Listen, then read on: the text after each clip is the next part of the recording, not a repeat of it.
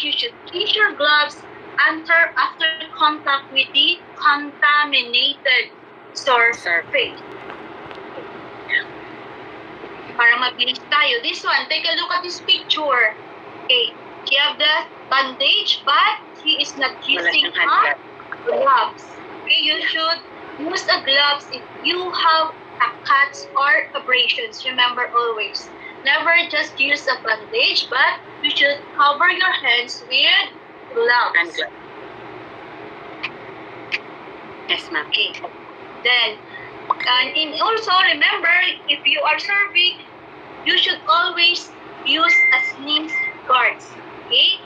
What is this sneeze guards? Of course, when you are going to sneeze or cough, okay, you will be guarded by this. It is a transparent plastic na white na sinusuot. Pag andun kayo sa mga fast food chain, makikita nyo yan siya na parang parang face mask siya actually, pero parang siya sa mouth at saka sa nose. Parang face mask, pero plastic lang siya. Yan yung sneeze guards.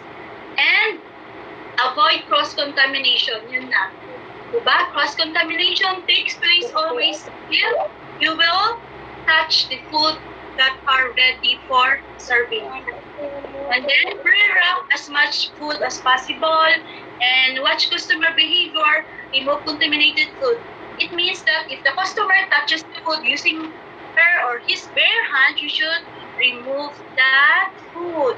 Okay? Why? Because he or he can contaminate that food. Okay? Then, serving. So, these are the do's and don'ts that you should always observe in serving. So, what you are going to do, okay, or what you will not going to do. Okay, we have heard. The touching and clean surfaces or equipment. Okay, when serving food, you should not touch any unclean surfaces or equipment. And then, keep hands away from face and head. Don't touch your face when you are serving food. And then, no smoking, eating, and handling money. Okay? Just observe some food handler in a restaurant. They are the one who is serving the food, and they are the ones still handling the money. So it is wrong. It's better that you have the person assigned for handling the money or the cashier, but she or he should not be assigned in serving the food. Okay? And next, hand washing. Okay. Following restroom use after using the CR, always hand wash. And then, cover cut celebrations, no gum chewing, spitting, and coughing. Okay? Bawal mamuya or kumain ng chewing gum or mga bubble gum. Bawal magdura at kumubo. And of course, clean work clothes. Yan talagang tandaan. Malinis na work clothes. And of course, hair restraints. Dapat, if you are working in a food establishment, you have their hair restraints, the sneeze guards, okay, the apron, okay, and of course, always wash your apron or clean your apron every day, not in a week, not in a month. It should be every day to avoid cross-contamination. Okay, take a look at this. What happened to this one? Of course, see, mother. So the mother, okay, she handles the food using her bare hands. And take a look. She have a watch or what ring? Okay, so jewelries is bawal din sa food establishment. If you are a food handler, of course, you should wear a mask kasi if you are facing this food already cooked, ready for serving, okay? And then, the hair should be inside the cups, okay? Bawal yung buhok na nakalugay. Dapat nasa loob lahat ng hairnets or cups. Bawal yung nakalugay or nakalabas ng mga buhok, okay? nakasmile pa si mother. Okay? So what we have said, don't wear jewelry. Okay? Bawal ang mga alahas. Bakit po? Example, you're wearing your wedding ring. And your wedding ring is a 24 karat gold. And it's off your finger. Okay, what will happen? Of course, your customer will be glad because she found a 24K, diba? Ring. But what will happen if you wear a silver ring and it slip off your finger and pumunta sa pagkain o sa sabaw and then nahigop ng customer? What do you expect? Of course, magagalit kasi silver ring lang yun. Pero pag gold, I know, no? You will just gold yun. Don't wear jewelry. Kasi it will slip off your finger. Okay? Example, your earrings, o minsan, matanggal yan sa tainga. Okay? Hindi mo lang namamalayan. Kaya, bawal talaga may mga jewelry. And of course, mag-stick yung germs sa jewelries. And of course, it will contaminate the food that you are preparing or handling. Then, always use utensils for serving. And don't take food with finger. Okay, you dip your finger and taste that food. It's a big, big no. Okay?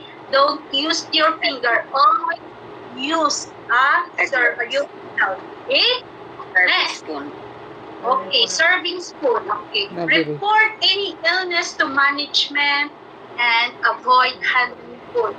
As what I have said, if you are feeling sick, you have a cough, a fever, or a headache, or yan, dapat don't report, don't go to work. Kasi bawal, avoid handling food. Okay? Kasi you can contaminate your co-workers as well as you can contaminate the food. Okay? So, healthy workers, paano dapat? Hair washing, maligo. Dapat every day. And of course, our golden rule in the food safety, always wash your hands. Then, the temperature of food, okay, always out of danger zones. Use your thermometers to check food temperature. Okay, the STEM tables of temperature 180 to 200 degrees Fahrenheit. Okay, to maintain the 140 degrees Fahrenheit food. And of course, the sneeze guards and utensils for salad bar.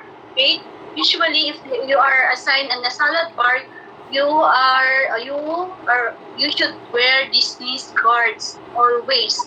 Okay. And no dirty plates used for return trip. Example, naubos na yung deserve na pagkain.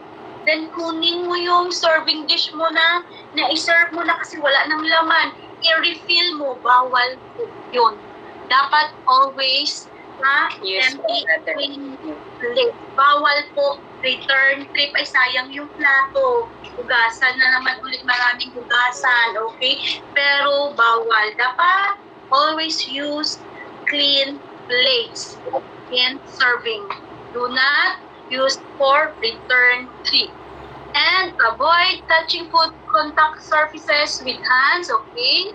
Yung mga face ng plates, don't touch it with your hands. The rim of the cup, okay?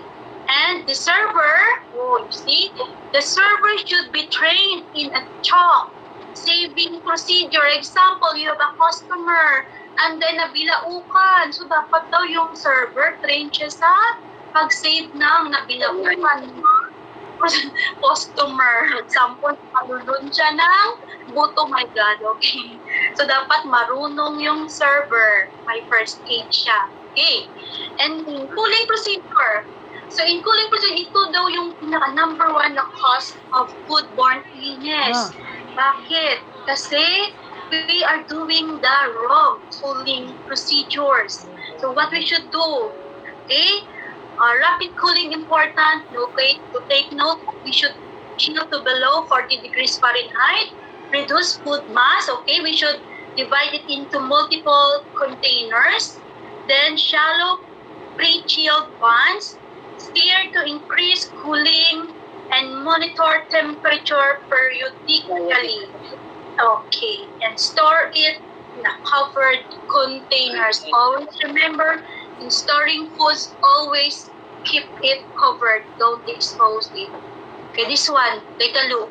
Cooling, pinapalamig niya, pinapacool down niya, pinapabahaw niya, kumbaga. What happened? Walang Walang cover. So, it is wrong. Okay? Mali po yan. Always keep it covered. Then, in reheating. Okay? So, boil or heat to more than 165 degrees Fahrenheit within 2 hours of removal from refrigeration. Okay? Just remember, 2 hours. Within 2 hours. If it is more than 2 hours, nakaabot na ng 4 hours, tinanggal niyo sa ref, mali na yun siya. So, dapat, within 2 hours, na-boil or na-heat mo na yung pagkain na nananggaling sa loob ng ref. Okay? It should be within 2 hours, not more than 2 hours. And, okay, remember, never reheat more than once.